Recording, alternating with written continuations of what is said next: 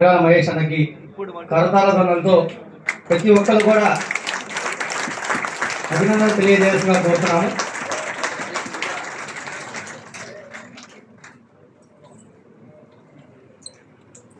అన్న meeting success కావాలంటే మేము గతంలోనే మిమ్మల్ని ఎప్పుడైతే మాకు హోనరబుల్ ప్రెసిడెంట్గా ఎన్నుకున్న తర్వాత అన్నగారు చెప్పారు 671 మందితో ఇంటరాక్షన్ కావాలని. సో గతంలోనే దాదాపు 4 months బ్యాక్ నుంచి కూడా స్టేట్ బాడీతో కోఆర్డినేషన్ అవుతూ సలహాలు సూచనలు ఇస్తూ కూడా మాకెన్నో సందర్భాల్లో కూడా అన్న ఈ విధంగా ఉంది, కింది లెవెల్లో ఈ విధంగా అంటున్నారని ఎనీ టైం అంటే 24/7లో ఒక మెసేజ్ పింక్ చేసినా కానీ తను ఎంతో బిజీగా ఉన్న లైవ్ డిబేట్స్లో ఎవ్రీడే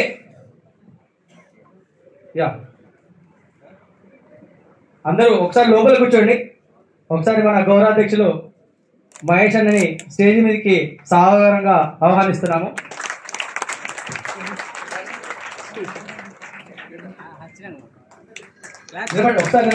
ఒకసారి మన గౌరవాధ్యక్షులకి ఇంత సక్సెస్ మీటింగ్ జరగడానికి కారణమైన మన గౌరవాధ్యక్షులు అంటే మన అసోసియేషన్ని మనము స్టార్టింగ్లో 2018లో ఎక్కడ ఉన్నాము, 2025లో ఏ స్టేజ్లో ఉండి మాట్లాడుతున్నామో ఆ వేరియేషన్ 2018 నుంచి ఉన్న వాళ్ళందరికీ తెలుసండి.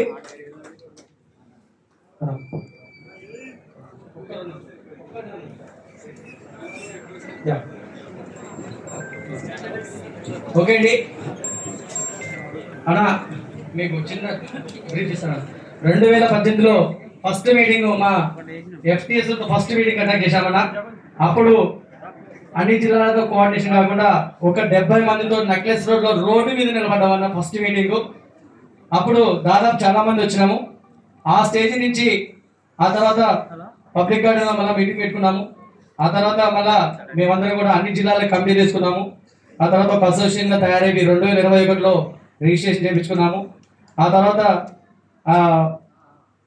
అందరం కూడా కృషి చేస్తూ అన్ని ఆయా డిపార్ట్మెంట్లో మా యొక్క ఉనికిని చాటుకుంటూ వస్తూ గతంలో ఏదైతే మీరు మాకు పరిచయం అయిన తర్వాత అప్పటికి 2018లో మేము ఎక్కడో రోడ్డు మీద నిలబడి సార్ మా జీతాలు ఇవి, మా జీవితాలు ఇది అని అభ్యర్థన చేసుకున్నాము.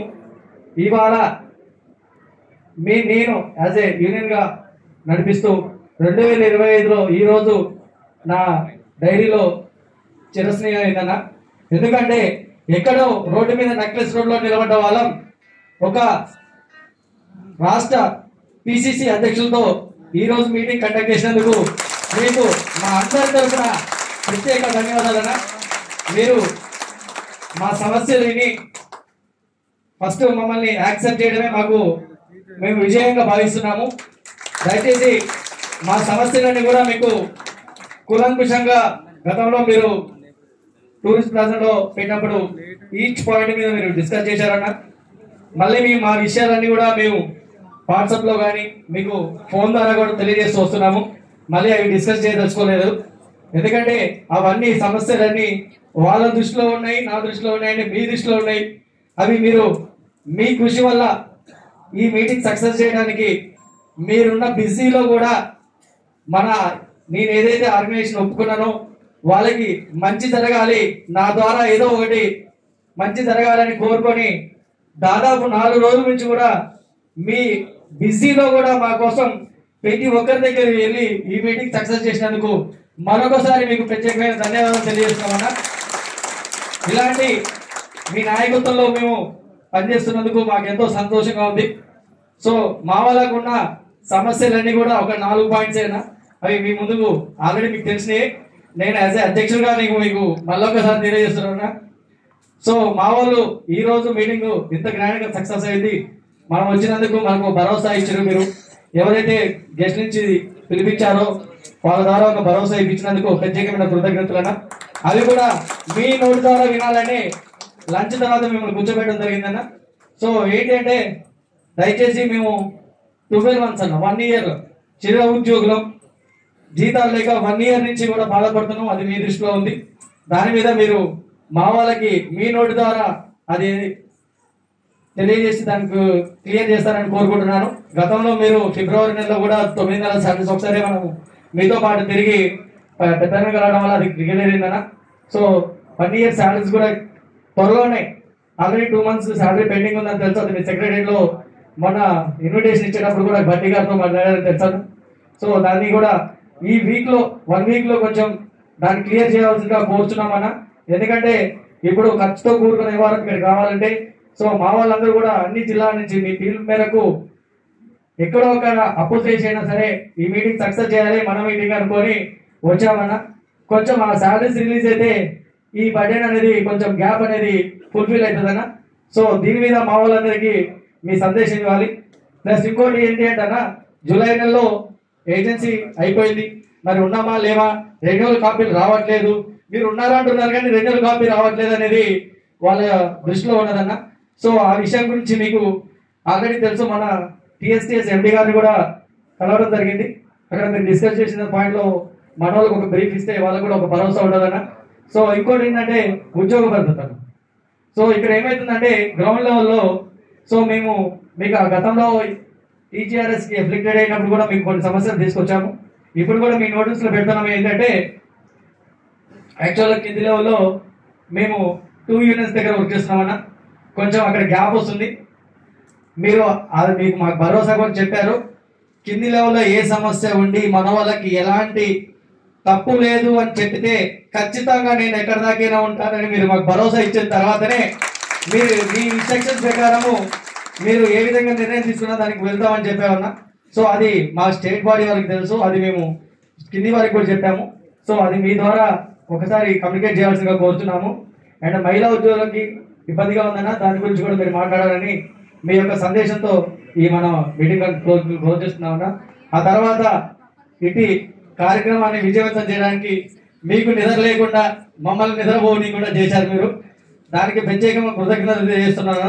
దానికి అహర్నిశలు కృషి చేసిన మన general secretary vice president Sai గారిని మరియు జనరల్ సెక్రటరీ నాగరాజు గారిని, treasury team state treasurer Abhilash గారిని, వాళ్ళ సబ్ ట్రెజరర్ రంజిత్ గారు కూడా ఒక 2 days బ్యాక్ నుంచే ఇక్కడికి విచ్చేశారన్న. పాపం వాళ్ళు సెలవు పెట్టుకొని కూడా ఇక్కడే ఉండి మన మీటింగ్ సక్సెస్ చేయడానికి వాళ్ళ 5గురిని కూడా ఒకసారి స్టేజ్ దగ్గర రావాల్సిందిగా కోరుతున్నాను. వాళ్ళు ఈ మీటింగ్ సక్సెస్ చేయాలి, మహేష్ అన్నకి ఎలాంటి ఇబ్బంది రావద్దు అనే ఉద్దేశంతో 2 days నుంచి కూడా ఇక్కడే ఉండి ఈ మీటింగ్ సక్సెస్ చేశారన్న. So I congratulate all the 5 members. So మీ ద్వారా వాళ్ళకు కూడా మీ అందరి తరఫున మీరు మన అందరి ఆఫీసులలో కూర్చొని మీ తరఫున మేము చేస్తాం, మీటింగ్ చేద్దాం, మనకు ఒక భరోసా కావాలనే ఆలోచనతో ఇక్కడికి వచ్చారు. అదే భరోసా మీకు ఈ రోజు దొరికిందని అనుకుంటున్నాను. అది దొరికింది ఆల్రెడీ అనుకుంటున్నాను, అది తెలిసిందే. సో అది మన మహేష్ అన్న ద్వారా వినాల్సిందిగా కోరుతున్నాను. సో మహేష్ అన్న ఎంత బిజీ ఉన్నాడంటే ఈ రోజు కూడా లైవ్ డిబేట్ ఉంది. యాక్చువల్గా ఒక మన ఈ మీటింగ్ కోసం మార్నింగ్ సెషన్ నుంచి మేము కంటిన్యూగా ఫోన్ కాల్ చేస్తూ ఉన్నాం. ఆ మీటింగ్స్ కూడా వదులుకొని మన కోసము మన అందరి సమస్యల కోసం ముందు నడిపిస్తున్నారు. కాబట్టి అతను మన మహేష్ అన్న చెప్పిన ఇన్స్ట్రక్షన్స్ మేము కింది లెవెల్లో ఇన్స్ట్రక్షన్ పాస్ చేస్తున్నాము. దయచేసి యూనియన్ తరఫున మనం అందరం కూడా ఏకీకృతంతో ఉన్నాము అని అన్నయ్య యొక్క నిర్ణయంతో ముందుకెళ్తామని మనం అందరం కూడా కర్తవ్య ధోరణితో తెలియజేస్తూ అన్నని మాట్లాడాల్సిందిగా కోరుతున్నాం.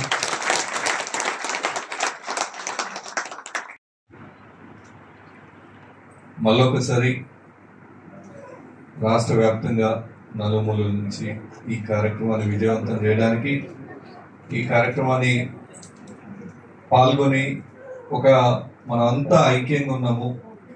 ఎఫ్టీఎస్ అంటే అనాథలు కాదు, ఎఫ్టీఎస్ వెనకాల ఇంత అండ బలము ఉంది అని చాటి చెప్పడానికి తరలి వచ్చిన మీ అందరికి కూడా మరొకసారి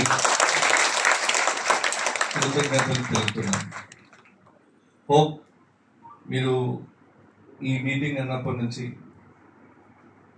నాకు కాన్ఫిడెన్స్ ఉంది. తర్వాత నాకు అందుబాటులో ఉండే పురుషోత్తం కానీ, శివ కానీ, వీళ్ళకు నాగరాజ్ కానీ, వీళ్ళకు కూడా బహుశా నా కాన్ఫిడెన్స్ లెవెల్ చూసి వాళ్ళకు కూడా కొంత కాన్ఫిడెన్స్ ఉండొచ్చు. ఏంటిదంటే ఎలక్షన్ కోడ్ వస్తుందేమో, వస్తే మళ్ళీ మీటింగ్ పర్మిషన్ ఇస్తారా, ఎఫ్టీఎస్లకు ఈ మధ్యకాలంలో 2 నెలల జీతాలు దాదాపు 3,80,00,000 జీతాలు, 3,80,00,000 చెక్ క్లియరెన్స్ కోసం రెడీ ఉంది. అది క్లియర్ అయితే బాగుండును. ఎఫ్టీఎస్లో ఏదైనా ఒక రకమైన ఆందోళన, భయమో, బాధనో ఉంటుందేమో. తర్వాత ఇంతమంది వస్తే మంచి హాల్ దొరకాలి, హాల్ దొరకడం ఒక ఎత్తు, దానికి కావాల్సిన పబ్లిసిటీ డెకరేషన్స్ అనే ఒక ఎత్తు. ఇంత పెద్ద ఎత్తున గ్యాదర్ అయిన తర్వాత అసలే ఇవాళ ఫిబ్రవరి 16 దునియా భర్ పెళ్ళిళ్ళు ఉన్నాయి. అంటే దాదాపు ఒక్కొక్కరికి సామాన్యులకు కూడా ఒకటో రెండో ఇన్విటేషన్స్ ఉండుంటాయి. ఉన్నాయా లేవా? మీ ఫ్యామిలీ మెంబర్స్ని ఎవరో ఒకరిని అసైన్ చేసి మీరు ఇక్కడికి వచ్చి ఉంటారు బహుశా నాకు తెలిసి. ఇన్ని పెళ్లిళ్ళు మామూలుగా మీకే 2 ఇన్విటేషన్లు ఉంటే పిసిసి అధ్యక్షులు ఉన్న వారికి, ముఖ్యమంత్రికి, మంత్రులకు ఎన్ని ఇన్విటేషన్స్ ఉంటాయి? ఆయన వెల్ విషర్స్ లిస్ట్ తీస్తే ఇంత పెద్దగా ఉంది చార్టర్ అంతా. ఆ క్రమంలో మేము ఇన్విటేషన్స్ స్టార్ట్ చేసేటప్పుడు ఈ ఎలక్షన్ మంచి చెడు ఇవన్నీ వాళ్ళకి కొంత డౌట్స్ ఉండేదేమో. బట్ ఆ రోజు నుంచి ఈ రోజు వరకు ఏ రోజైనా ఏదైనా కార్యక్రమం చేస్తే దాని మీద నిక్కచ్చిగా చిత్తశుద్ధితో నిలబడి ఉండాల్సిందే, దాన్ని కంప్లీట్ చేయాల్సిందే. అది నా తత్వం. ఈరోజు కార్యక్రమం అయిపోయినాక బహుశా మీకు కొంత క్లారిటీ వచ్చి ఉంటుంది ఆ విషయం. సరే, కార్యక్రమం 16వ తారీఖు నిర్ణయం అయింది. గెస్ట్ల దగ్గరికి పోతున్నాం, ఒక్కొక్కరు దండం పెడుతున్నారు. మహేష్ ఏంది 16వ తారీఖు వచ్చాడు, పెళ్ళిళ్ళు ఉన్నాయి, ఆడపోవాలి ఈడపోవాలి, అసలు కుదరని కుదరదు. కాన్స్టిట్యున్సీ ఇప్పుడు మీకు ఏ ఎమ్మెల్యేకైనా కాన్స్టిట్యున్సీ ఆయన ఎన్నుకున్న ప్రజలు ఫస్ట్ ప్రయారిటీ కింద వస్తారు, ఏ మంత్రికైనా ఏ ఎమ్మెల్యేకైనా. సో మంత్రి గారిని పిలిచిన మా ఇంటి వివాహానికి వస్తారని వాళ్ళ ప్రజలు కూడా ఆలోచిస్తుంటారు. మేమేమో అక్కడ 100 కమిట్మెంట్లు ఇచ్చున్నాము. నేను హైదరాబాద్లో మీటింగ్ అటెండ్ చేసి కాన్స్టిట్యున్సీలో పోవాలంటే సగం పెళ్ళిళ్ళు అప్పటికి అయిపోయి బంధువులు కూడా అప్పగింతలు కూడా అయిపోతాయి. అట్లాంటి పరిస్థితి ఉంటుందని మంత్రులు డేట్ చూడగానే అందరు భయపడ్డారు, అంటే వరీ అయిపోయింది. సరే, ఐటీ ఇండస్ట్రీ మినిస్టర్ గారు పొంగులేటి గారు, బట్టి విక్రమార్క గారు, మన గౌరవ ఉప ముఖ్యమంత్రులు, ముఖ్యమంత్రి గారు, అఫ్ కోర్స్ ముఖ్యమంత్రి గారు ఢిల్లీలో ఉన్నారు, రాలేకపోయినారు. ఇట్లా ముఖ్యులు. తర్వాత మహేష్ అన్న టర్న్ వచ్చింది. తను ఎట్లా వచ్చిండు అంటే మీకు చెప్తే మీరు షాక్ అవుతారు. వాళ్ళ ఫ్యామిలీలోనే వాళ్ళ కజిన్ వాళ్ళది మ్యారేజ్ ఉంది ఇవాళ, అమీర్పేటలో ఎక్కడో ఉంది. పొద్దున యూత్ కాంగ్రెస్ మీటింగ్, ఆ తర్వాత ఐఎన్టీయూస్ మీటింగ్, తర్వాత మన మీటింగ్, ఆ తర్వాత ఫంక్షన్ పోతాం అనుకుంటే పొద్దున మీటింగ్ కొంచెం డిలే అయింది. మీరు అటు పోయి ఇటు వస్తే మా వాళ్ళకి ఇబ్బంది అవుతుంది, మళ్ళీ వాళ్ళు దూర ప్రాంతాల నుంచి వచ్చిండ్రు, సేఫ్గా ఇంటికి చేరాలి, కొంచెం చీకటి పడక ముందే ఇంట్లోకి చేరితే మేము కూడా రిలాక్స్ అవుతాం, మీరు ఇటు రావాల్సిందే అని పట్టుబడితే వినవు నువ్వు మొండేను అని చెప్పి అప్పుడు మీ అందరినీ వాళ్ళను లక్ష్మీ సార్ వీళ్ళు వచ్చినప్పుడు కోఆర్డినేట్ చేస్తూనే నేను వాళ్ళకి ఫోన్లు కొడతా ఉన్నాను, ఏ దమ్నం చేయకొస్తున్నాం అని చెప్పి వచ్చి. ఆ కార్యక్రమం చాలా ముఖ్యమైనది. అంటే వేరే ఏఐసిసి స్థాయిలో కొంతమంది విఐపీలు వచ్చి వెయిట్ చేస్తున్నారు ఆ కార్యక్రమంలో. అది వదిలేసి మన దగ్గరికి వచ్చిండ్రు. వచ్చిన తర్వాత వీళ్ళకు ఇంతమందిని పిలిపించి కూర్చోబెట్టినాము. ఒకవేళ వచ్చిన గెస్ట్ ఏమన్నా మనకు కావాల్సిన భరోసా ఇవ్వకపోతే వీళ్ళందరూ పోయే ముందు నన్ను కొట్టే పోతారనే లెవెల్లో ఉండే పురుషోత్తం పరిస్థితి. ఆయన మొహమే కనబడుతుంది.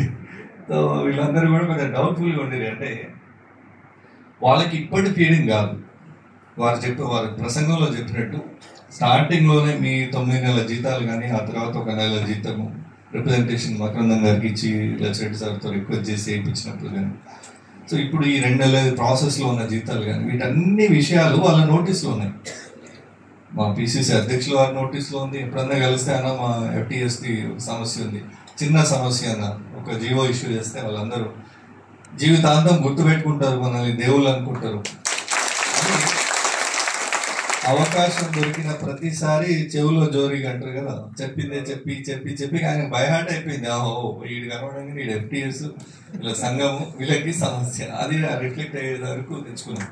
సో అట్లా సమస్యలన్నీ వాళ్ళ నోటీస్లో ఉన్నాయి, మంత్రుల నోటీస్లో ఉన్నాయి. వాటి పరిష్కారానికి కొన్ని ఆర్థికంగా ప్రభుత్వానికి ఉన్న కొన్ని ఇబ్బందులను ఓవర్కమ్ చేసే క్రమంలో ఇప్పుడు ఆ 2 నెలల చెక్ కూడా బహుశా మీకు ఇది నేను లాస్ట్ వీక్ కూడా చెప్పా 1 వీక్లో అని, బట్ బడ్జెట్ లేక అది ఆగింది. బడ్జెట్ అలొకేట్ కాగానే ఇమీడియట్ రిలీజ్ అయిపోతుంది, అది అసలు దానిలో వెనుకపోయేది ఏం లేదు. సో మిగతా డ్యూస్ కూడా ఈ బడ్జెట్ తర్వాత ఎట్టే లాట్గా క్లియర్ చేయించడానికి నా వంతుగా నా ప్రయత్నం ఖచ్చితంగా మిగిలిన. తర్వాత ఈ ఉద్యోగ భద్రత విషయం కానీ, గవర్నమెంట్ ద్వారా జీతాల చెల్లింపు కానీ, ఉద్యోగ భద్రత, గవర్నమెంట్ ద్వారా జీతాల చెల్లింపు, మహిళా ఉద్యోగుల సమస్యల విషయంలో మా పార్టీ అధ్యక్షులు, రూలింగ్ పార్టీలో అధ్యక్షులు అంటే ఈక్వల్ టు సీఎం లాగా చూస్తారు. సో అంటే వారు చెప్పే మాట కూడా సీఎం వింటారు. ఈ సమస్యలు ఉన్నాయి, వీటి మీద మీరు దృష్టి సారించాలి, మీ ప్రభుత్వం మన ప్రభుత్వం ఒక ఆలోచన చేయాలి తో పాటుగా వారు ఎమ్మెల్సీ. సో రాబోయే సెషన్స్లో, బడ్జెట్ సెషన్స్లో ఎఫ్టీఎస్ల సమస్య తప్పనిసరిగా ప్రభుత్వం దృష్టికి సభ ద్వారా, చట్టసభ ద్వారా తీసుకుపోయే ప్రయత్నం. సో దానికి ఖచ్చితంగా ప్రయత్నం చేస్తాం. దానికి సంబంధించిన మెటీరియల్ అంతా కూడా నేను వారికి హ్యాండ్ ఓవర్ చేస్తున్నా. ప్రశ్నోత్తరాల సమయమా, ప్రత్యేకంగా చర్చన, ఏదో ఒక రూపకంగా సభ దృష్టికి మన సమస్యలు పోతాయి. ఒకటి, ప్రభుత్వం నుంచి కూడా ఆ రకమైన స్పందన వచ్చి వీలైనంత తొందరగా ఉద్యోగ భద్రత విషయం స్పష్టత.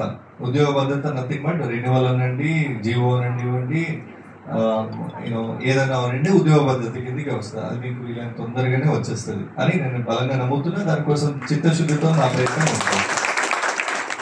2, జీతాలు అయిపోయింది, ఉద్యోగాల భద్రత అయిపోయింది. ఆన్ పార్ విత్ అదర్ అంటే పంచాయతీ రాజ్లో ఉండే ఆపరేటర్తో సమానంగా మనకు కూడా అన్ని అవకాశాలు సమానంగా వచ్చేటట్టుగా, వాళ్ళకంటే ఎక్కువ వద్దు, వాళ్ళకంటే తక్కువ వద్దు. మనం వాళ్ళలాగా మండల ఆఫీసులలో ఆపరేటర్స్గా చేస్తున్నారు కాబట్టి వాళ్ళకి ఇచ్చేటువంటి ఆ పూర్తి సౌకర్యాలు మనకు వచ్చే ఏర్పాటు డెఫినెట్గా ఆ జీవోలో ఉంటుంది. మహిళా ఉద్యోగుల విషయంలో దాన్ని కొంచెం ప్రత్యేకంగా మహిళా శాఖ మంత్రి గారి దృష్టికి కానీ, మహిళా సంక్షేమ శాఖ మంత్రి దృష్టికి, తర్వాత ముఖ్యమంత్రి గారి దృష్టికి, తద్వారా ప్రభుత్వం దృష్టికి డెఫినెట్గా నేను తీసుకెళ్తాను వీలైన తొందరగా. ఎందుకంటే అది కొంచెం సీరియస్ కన్సర్న్ టాపిక్. డెఫినెట్గా దాని మీద గవర్నమెంట్ నుంచి ఆ వచ్చే జీవోలోనే మ్యాక్సిమం వచ్చే జీవోలోనే ఒక క్లాజ్ కింద మహిళా ఉద్యోగులకు మెటర్నిటీ లీవ్ సౌకర్యం ఇచ్చినప్పుడు మళ్ళీ వాళ్ళ ప్లేసు తాత్కాలిక భర్తీ తప్ప బఫర్స్ వాడుకుంటారు తప్ప మళ్ళీ వాళ్ళ ఉద్యోగానికి దోకా లేదు అనేటట్టుగా ఒక క్లాజ్ ఉండేటట్టుగా నా ప్రయత్నం చేస్తాను. సో ఇవన్నీ నేను రిపీట్ చేస్తున్నా. ఆల్రెడీ మా పార్టీ రాష్ట్ర అధ్యక్షులు మహేష్ కుమార్ గౌడ్ గారు మీకు చెప్పేళ్ళిండ్రు. బట్ ఇంకొంచెం ఎలాబొరేట్స్ చేసి చెప్పాలి అనే ఉద్దేశంతో మీకు అంత డీటెయిల్గా చెప్పడం జరిగింది. రైట్. రెండోది, ఆర్గనైజేషన్. మీరు ఇందాక చెప్తుంటే ఇది నాకు నిజంగానే తెలియదు. మీరు నెక్లెస్ రోడ్ దగ్గర రోడ్ల మీద సమావేశం అయింది, బయట పబ్లిక్ గార్డెన్లో సమావేశం అయింది, ఈ విషయం నాకు తెలియదు. నేను గౌరవ అధ్యక్షుడు అయ్యే ఎన్నిక జరిగే రోజుకు ఎక్కడ కలుద్దాము అనే చర్చ వస్తే నేను బహుశా ప్లాజాలోనే ఫస్ట్ మీటింగ్, అంటే ఒక క్లోజ్ సర్క్యూట్లో, ఒక హోటల్లో, బ్యాంకెట్ హాల్లో మీటింగ్, ఫస్ట్ మీటింగ్. సో నేను అన్నాను ప్లాజాలో చెప్పేస్తాను, ప్లాజాలో దానికి ఏదన్నా ఉంటే కూడా నేను చూసుకుంటాను, మీకు ఏం అవసరం లేదని చెప్పిన వాళ్ళు ప్లాజాకి వచ్చి అందరూ. సో ప్లాజాలో మీటింగ్ అయిపోయింది, అది ఫస్ట్ స్టెప్. తర్వాత ఇక మీరు రెగ్యులర్గా చూస్తుండ్రు. ముఖ్యమంత్రి గారిని కలిసినాం, ముఖ్యమంత్రి గారి సలహాదారు, ఈ ప్రభుత్వ సలహాదారు గారిని కలిసినాం, బట్టి విక్రమార్క గారిని కలిసినాం, రెవెన్యూ శాఖ మంత్రివర్యులను కలిసినాం. తర్వాత మీ అందరితో కలవలేదు, నేను కలిసినప్పుడు డెఫినెట్గా అది డిస్కస్ చేశాను. ఐటీ శాఖ మంత్రివర్యులతో నేను కలిసినాం. తర్వాత టీజీటీఎస్ ఎండీగా ఉన్నటువంటి సత్యనారాయణ రెడ్డి గారితో కూడా మొన్న రీసెంట్గా కలవడం జరిగింది. వారికి మన సమస్యలు వివరించాము, వారికి కూడా దాని మీద అవగాహన ఉంది.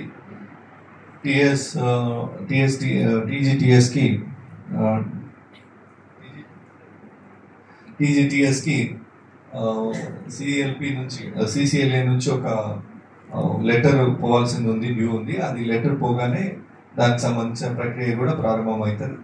అన్నిటికన్నా ముఖ్యంగా ప్రభుత్వమే ఈ అన్ఆర్గనైజ్డ్గా పనిచేస్తున్నటువంటి ఆపరేటర్స్ కానీ, ఈ కేటగిరీ 4th కేటగిరీ ఎంప్లాయీస్ అందరికీ ఒక కార్పొరేషన్ ఉండాలి, ఆ కార్పొరేషన్ ద్వారానే చెల్లింపులు జరగాలనేటువంటి ఆలోచన ప్రభుత్వం చేసింది. దాంట్లో ఎఫ్టీఎస్లు తప్పనిసరిగా సభ్యులే.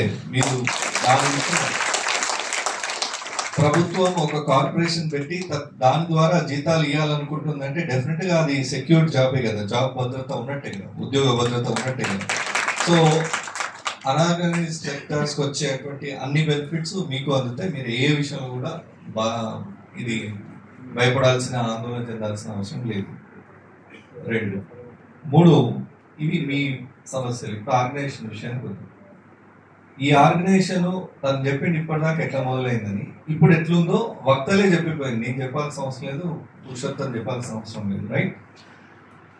ఈ తెలంగాణలో ఒక 50 కాదు, ఒక 10 ప్రముఖ ఉద్యోగ సంఘాలు ఉన్నాయి. రెవెన్యూలోనే కాదు, నేను ఓవరాల్ ఉద్యోగ సంఘాల విషయం చెప్తున్నాను. నేను ఛాలెంజ్ చేస్తా, ఈ సంవత్సరం 2025లో ఇందులో సగం మందితో కాదు, పావు మంది 25% తో కూడా డైరీ క్యాలెండర్ ఆవిష్కరణ చేసిన సంఘం ఒక్కటి లేదు.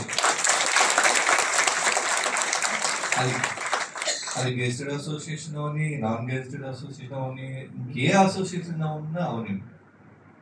సో వాళ్ళు వచ్చి లక్ష్మరెడ్డి గారు, వీళ్ళందరూ రమేష్ అన్న, తర్వాత బాణాల రామరెడ్డి అన్న, వీళ్ళందరూ కూడా అదే చెప్తున్నారు. ఏంది ఇది ఇట్లా చేసేసారు, అసలు మేము ఏదో డైరీ ఆవిష్కరణ, బీసీసీ అధ్యక్షులు స్వయంగా ఏంది ఇంత హంగామా ఉంది, డైరీ ఆవిష్కరణ అంటే ఏదో ఇట్లా రిబన్ కట్ చేసి వెళ్ళిపోదామని నేను అనుకుంటున్నాం, ఎన్నెలు కూర్చొని పెడుతున్నాం అని వస్తుంటే మన రిసెప్షన్ చూసి, మీ అందరి ప్రేమ ఆప్యాయతలు చూసి వాళ్ళు అట్లా ఇంప్రెస్ అయ్యారు. సో ఎప్పుడైనా కూడా గెస్ట్లని మనం ఆ లెవెల్లో సాటిస్ఫై చేసినామంటే మన ప్రోగ్రామ్ 100% సక్సెస్ అయింది. ఆ విషయం మీకే చెప్పిరా, నాకు చెవులో చెప్పడం కాదు, మీకు డయాస్ ముక్తంగానే ఓపెన్ గా చెప్పారు. అంటే ఒక డైరీ ఆవిష్కరణ ఇట్లా కూడా జరుగుతుందా, ఒక క్యాలెండర్ ఆవిష్కరణ ఇట్లా కూడా చేయొచ్చా, ఇంత గ్రాండ్ గా చేయొచ్చా? నేను ఒక నిజంగానే దానిలో ఏమని రాసిన మనలో, డైరీ మరియు క్యాలెండర్ ఆవిష్కరణ మహోత్సవం అని రాసిన. మహోత్సవం అంటే సెలబ్రేషన్, రైట్? పండుగ, విజయోత్సవాలు, తర్వాత మన ఏమంటారు వెంకటేశ్వర స్వామికి రథోత్సవం, అలా ఉత్సవం అంటే నథింగ్ బట్ సెలబ్రేషన్. ఒక చాలా నోబెల్ కాజ్ కోసం అందరూ కలిసి సంతోషంగా సెలబ్రేట్ చేసుకునే ఒక ఈవెంట్ అది. సో అట్లాంటి ఈవెంట్ ని ఇంతమంది సంతోషంగా, మీ అందరి సంతోషం ఉంది కాబట్టి ఇది ఇంత సక్సెస్ అయింది. డెఫినెట్ గా మీరు ఈ రోజు రాసి పెట్టుకోండి, 16 ఫిబ్రవరి 2025 ఈ FTS అనే సంస్థ ఎన్ని రోజులు ఉన్నా, దీని పేరు ఎన్ని రకాలుగా మారినా మారకపోయినా, ఇది డెఫినెట్ గా మీకు ఒక మైలురాయి మీ ప్రయాణం. ఎందుకు అంటున్నానంటే, ఇంత గొప్పగా గతంలో ఎప్పుడు జరగలేదు. తర్వాత ఇంతకంటే గొప్పగా చేయడానికి ప్రయత్నమే చేద్దాం. బట్ స్టార్టింగ్ లో ఇంత సక్సెస్ మీరందరూ కూడా ఇందులో పార్టిసిపేట్ చేస్తుంటే మీకు కూడా ఒక రకమైన ఒక హ్యాపీ మూమెంట్ అయితే, ఆ వైబ్ అయితే ఉంది కదా, ఉందా లేదా? నిజంగానే ఉందా? తిన్నారే కదా గట్టి, సంతోషం. సో అందరూ అట్లాంటి పాజిటివ్ వైబ్ తో వెళ్దాం. డెఫినెట్ గా మీకు కావాల్సిన భరోసా దొరుకుతుంది. 1, 2 ఆర్గనైజేషన్ విషయంలో చాలా కరాఖండిగా, చాలా ఆలోచనల తర్వాత నేను ఈ నిర్ణయం తీసుకున్నాను. లక్ష్మరెడ్డి గారు తెలంగాణ ప్రభుత్వంలో CCILA డైరెక్టర్గా చాలా మంచి స్థానంలో ఉన్నారు. ప్రభుత్వంతో సత్సంబంధాలు ఉన్నాయి.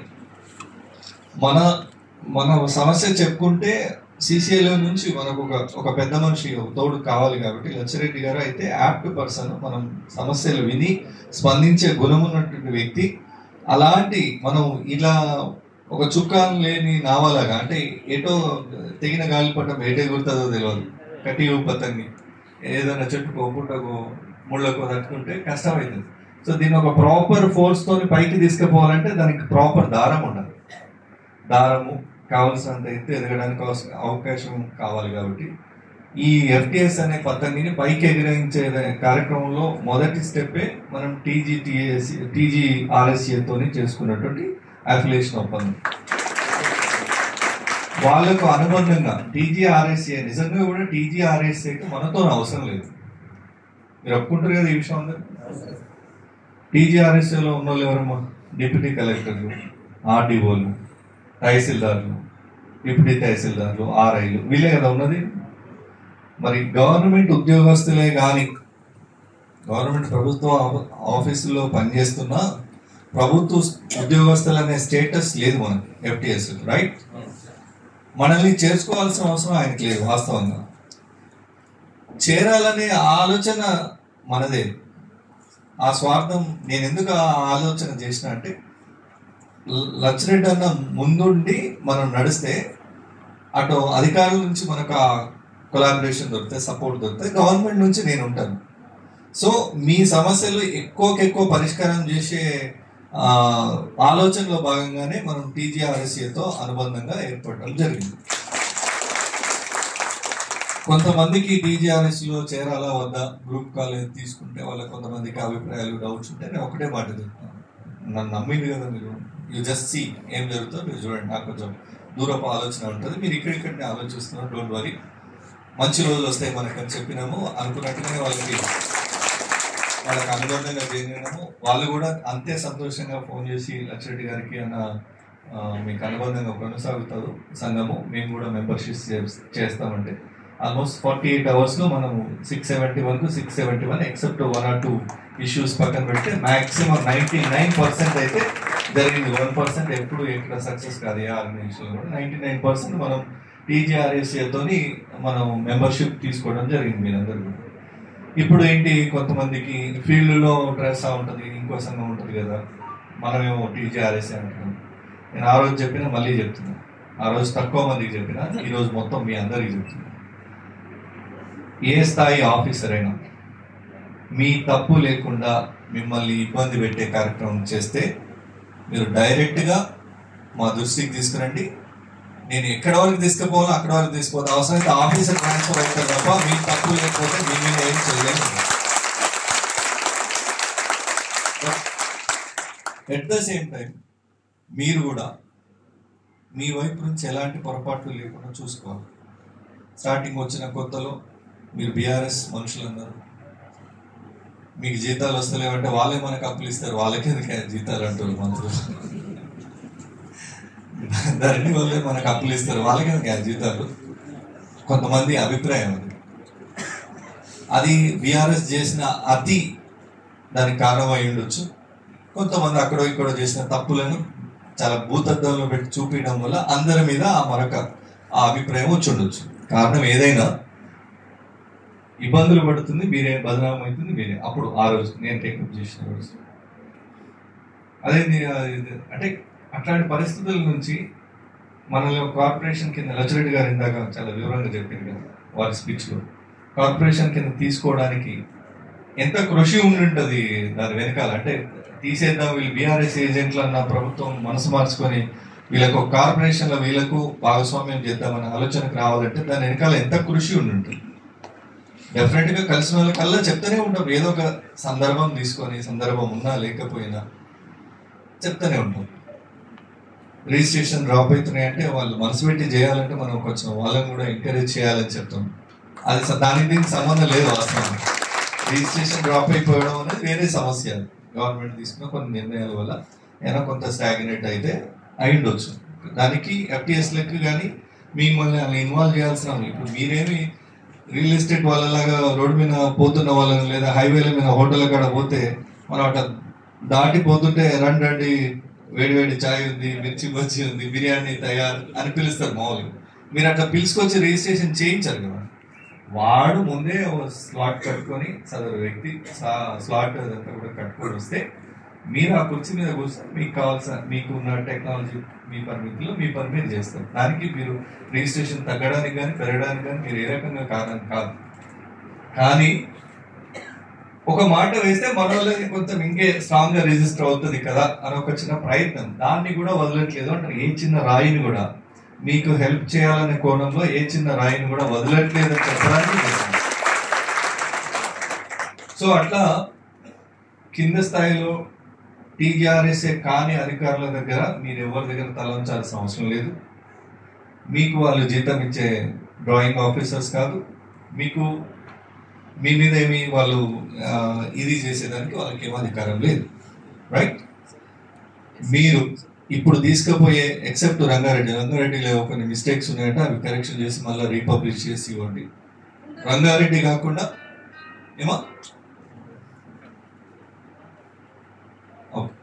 రంగారెడ్డి కాకుండా ఇంకా అన్ని జిల్లా అధ్యక్షులు డీసీలు మీ వాళ్ళందరికీ ఆ క్యాలెండర్స్ స్టిక్కర్స్ తీసుకెళ్ళి ఇవ్వండి. వాళ్ళు కూర్చుని కుర్చీ వెనకాల సగర్వంగా దాన్ని అతికించుకోవాలి. అది మీ ఆత్మగౌరవ ప్రతీక అంటున్నాను. మీ ముందు వచ్చి మిమ్మల్ని ఏదైనా చేయాలంటే వెనకాల ఆయన అది కనబడాలి. అప్పుడు 1-2 సార్లు ఆలోచిస్తారు మిమ్మల్ని ఇబ్బంది పెట్టాలంటే. వీళ్ళు ఏమన్నా అనాలంటే వీళ్ళ రాష్ట్ర అధ్యక్షుడు గౌరవ అధ్యక్షుడు ఉన్నాడు, డైరెక్ట్ సీఎంతో మాట్లాడగలుగుతాడు, మిమ్మల్ని ఏమైనా అనాలంటే CCLAలో వీళ్ళ బాస్ ఉన్నాడు రెడ్డి గారు, వాళ్ళిద్దరు కలిస్తే మన పరిస్థితి ఏంటి? వాళ్ళిద్దరు కలిస్తే మన పరిస్థితి ఏంటి? వీళ్ళు కనుక డైరెక్ట్ మా మీద ఇట్లా జరుగుతుందని కంప్లైంట్ పెడితే స్టిక్కర్లు కొట్టి అన్న దానికి ఆర్థికంగా కొంత ఇబ్బంది ఉన్నా, బట్ అది మీకు చాలా ఇంపార్టెంట్. స్టిక్కర్స్ అందరు కూడా సగర్వంగా మీ టేబుల్స్ మీరు కూర్చుని కుర్చీ వెనకాల మిమ్మల్ని చూసేవాడు వాడు ముందు స్టిక్కర్ చూడాలి, తర్వాత మిమ్మల్ని చూడాలి, అట్లా గర్వంగా అతికేసుకుంటాం. ఒకటి క్యాలెండర్స్ కూడా, క్యాలెండర్స్ మనము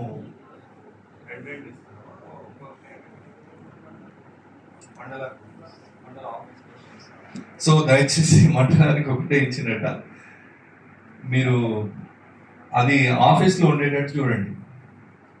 అంటే ఇంట్లో కానో ఆడో ఏనో కాకుండా ఆఫీస్లో ఉండటం ఇంపార్టెంట్. ఆ క్యాలెండర్ మీకు క్యాలెండర్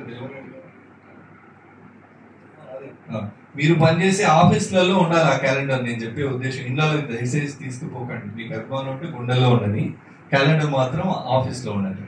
ఎందుకంటే క్యాలెండర్లు ఇళ్ళలోకి పోతే ఆఫీస్లో ఎవరు చూస్తారు కదా. సో స్టిక్కర్ ఉండాలి, క్యాలెండర్ ఖచ్చితంగా అన్ని ఆఫీసులో ఉండాలి. ఎవరైనా ఆఫీసర్ ఆ విషయంలో ఆబ్జెక్షన్ చెప్పే అవసరం లేదు. సార్ మా అసోసియేషన్ మీటింగ్ జరిగింది, డైరీ క్యాలెండర్ ఆవిష్కరణ జరిగింది, పలానా వ్యక్తులు పెద్దవాళ్ళు అతిథులుగా వచ్చి మాట్లాడిండ్రు, మాకు స్టిక్కర్ క్యాలెండర్లు ఇచ్చారు, మేము ఇక్కడ అతికేసుకుంటున్నాం, ఇక్కడ మొలకు తలిగేస్తున్నాం క్యాలెండర్ అని చెప్పి చేసుకోండి. మీకు ఎక్కడ కూడా ప్రాక్టికల్గా ఇబ్బందులు ఉండవు. ఏ కోశాన మీకు ఏ ఇబ్బంది ఉన్నా డెఫినెట్గా నేను చెప్పినా కదా. అయితే మీ తప్పు లేకపోతే ఆఫీస్ ట్రాన్స్ఫర్ కావాలి, కానీ మీకేం కాదు. మీ తప్పు లేనంత వరకు నేను మళ్ళీ అది నొక్కి చెప్తాను. ఇంకేమైనా బీఆర్ఎస్ వాళ్ళతో నేను పాత స్నేహాలు ఆ వాసనలు ఉంటే అవి కొంచెం పక్కన పెట్టండి.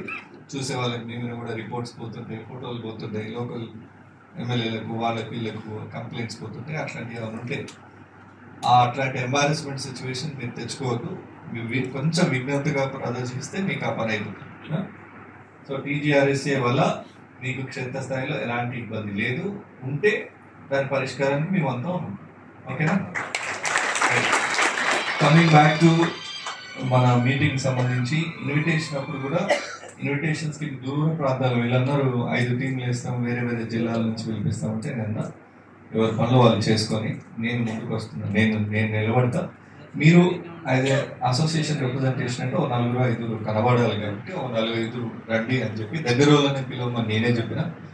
సో ఆ ప్రకారం నా ఇన్స్ట్రక్షన్స్ ప్రకారమే దగ్గర ఉన్న మేడ్చల్ వాళ్ళకి ఎక్కువ బర్డెన్ పడ్డట్టుంది. మేడ్చల్ వాళ్ళు ఎవరున్నారు ఇంటికి రండి తొందరగా. ఆ ఇన్విటేషన్ కార్డులోకి వచ్చిన వాళ్ళు జల్దీ.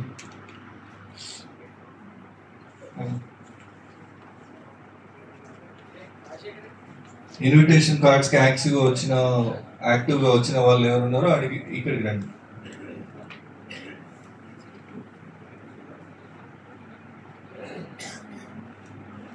ఏమైంది?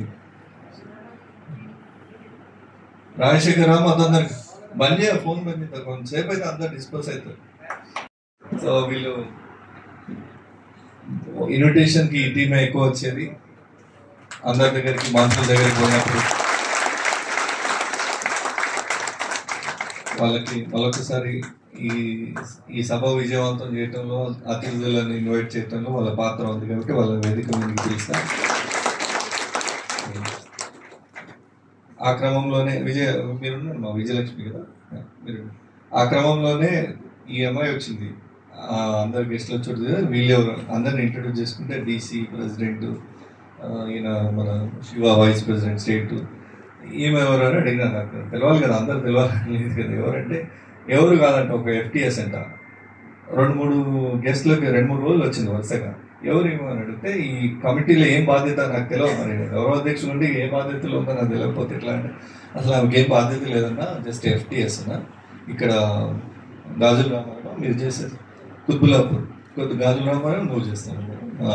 సో అయితే కుత్బులాపూర్ అన్నా ఇట్లా అని చెప్తే నేను అన్నాను, ఇంత యాక్టివ్గా అసలు బాధ్యతే లేకుండా కమిటీలో బాధ్యత ఇస్తే అది ఒక గౌరవంగా భావించి పనిచేయాల్సినది, అది మినిమం ఎక్స్పెక్టేషన్. అసలు కమిటీలో బాధ్యత లేకుండా ముందుకు వచ్చి చేస్తుంది ఒక మహిళగా మనం ఎంకరేజ్ చేయాలని.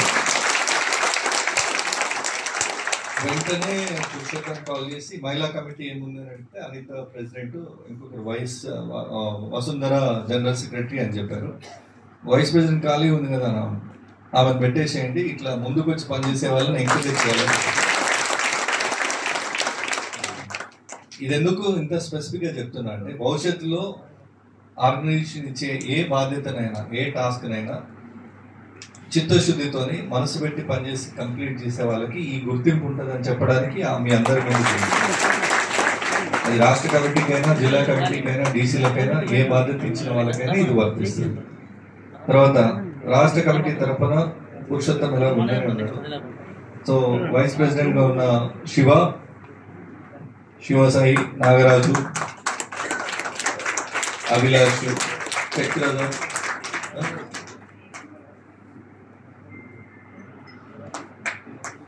Ranjith, so Venkatraj. So invitations విషయంలో అయితే మన శివ యాక్టివ్ రోల్ తీసుకున్నాడు, నాగరాజు, పురుషోత్తం కొన్నిసార్లు గెస్ట్ అపీరెన్స్ ఇచ్చిండు. ఏంటంటే ఇంట్లో సమస్య, ఫస్ట్ ఫ్యామిలీ ఫస్ట్, తర్వాతనే ఆర్గనైజేషన్ అయినా ఏదైనా చూసుకోమని చెప్పిన. సో శివ ఒక మంచి గుడ్ రౌండ్ ఆఫ్ అప్లాడ్. ఆ తర్వాత నిన్న మార్నింగ్ నుంచి, మొన్న ఈవినింగ్ నుంచి కదా, ఆల్మోస్ట్ మొన్న ఈవినింగ్ నుంచి నిన్న మార్నింగ్ నుంచి అయితే ఇక కంటిన్యూస్ వీళ్ళ